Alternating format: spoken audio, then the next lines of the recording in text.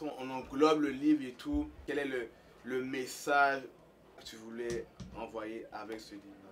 C'est que pour une fois, avoir une autre perspective d'une histoire qu'on croit comprendre avec nos yeux ou avec les yeux des personnes habituelles. Ça donne que c'est toujours des hommes blancs.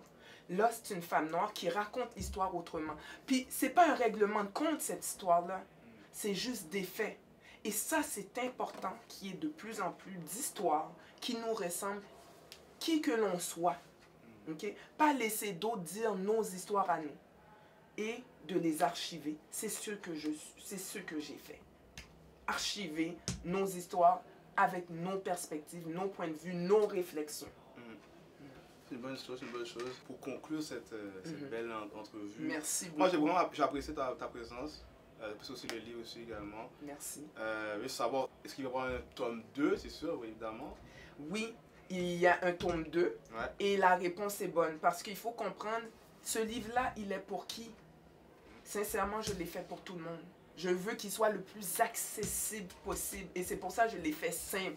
Tu sais, en créole, on dirait c'est pas un livre pété-fiel. C'est pas, je veux pas prouver que je suis un intellectuel. Ouais. Je ne crois pas que je le suis. C'est simple, c'est direct. Simple. 15 ans et plus quand même. Parce que ça joue dur. Il y a certaines choses, là. C'est tough, là, tu sais. On est sur un chantier de construction. Il n'y a pas beaucoup de merci beaucoup, puis s'il te plaît, passe-moi le sel. On s'entend, là. Tout ce que je peux te dire, la réponse est très bonne. Je m'attendais pas à ça. Du mécanicien au chauffeur de taxi, en passant par l'infirmière, en passant par l'ingénieur, la réponse est bonne. Donc, c'est comme, girl, quand est-ce que le tome 2 arrive? Donnez-moi 2018, là, quand même. 2018. Et c'est sûr que Radio Piranha sera dans les premiers rangs. Pas le choix, pas le choix. Pour tous ceux qui veulent faire des voyages étrangers, pour tous ceux qui veulent faire des stages, travail, etc., je pense que c'est un bon livre qui donne un début, un avant-goût de qu'est-ce qui peut arriver, dépendamment de la situation, dépendamment de ton travail, du pays aussi également. Mais au moins, ça donne un peu un avant-goût d'Haïti, qu'est-ce qui peut arriver. Et tu sais qu'est-ce qui est intéressant?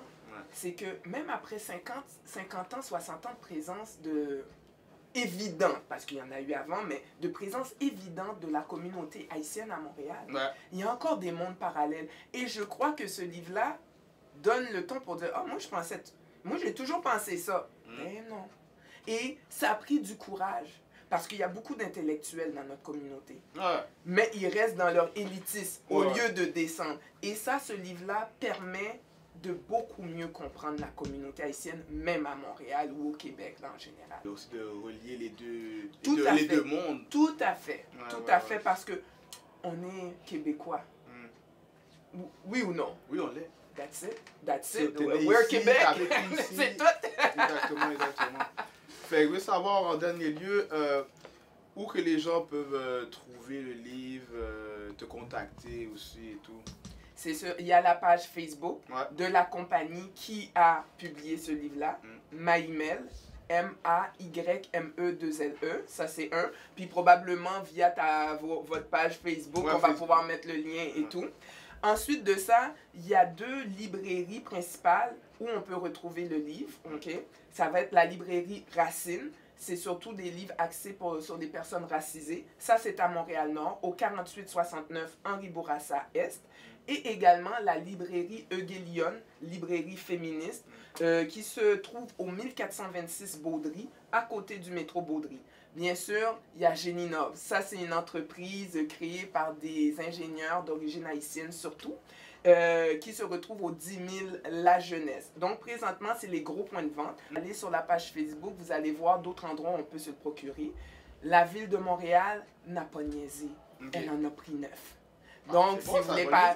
Oui, vous n'avez pas l'argent qu'il faut pour acheter le livre. Ville de Montréal, grande bibliothèque, non, ça, c'est pas un problème. Et quel autre point je voulais demander? Aux gens de l'ETS, big up, parce que votre bibliothèque a le livre, va avoir le livre sous peu. Exact. Donc, voilà. Et contactez-moi, ça va me faire plaisir parce qu'il est grand temps de parler de certains sujets qu'on pense tabous, mais il est temps de péter la balloune pour vraiment mieux s'entendre et avancer. C'est ça le but. Nice. Merci d'avoir passé ici. C'était une très bonne, belle expérience. Puis je conseille à tout le monde de lire le livre. C'est vraiment un bon livre qui parle de la communauté haïtienne, aussi québécoise, canadienne, les expériences étrangères, montréalais face à l'étranger et tout. Vous allez vraiment checker ça, c'est un très bon livre. Diaspora Lacaille. Donc vous allez voir prochainement sur tous les réseaux sociaux, sur Facebook, sur Snapchat, Instagram et tout. AMB, vous allez checker ça. Puis on se revient là-dessus prochainement pour les prochaines éditions et tout. So check it out. Merci encore d'avoir passé, Madame Camille. Ouais, c'est correct. Moi, Carmel, désolé. M'a dit merci parce que, franchement, Radio Piranha, Ouais. vous avez l'instinct d'aller chercher les bons films. Ouais. Bravo, respect to that. Merci, merci, merci.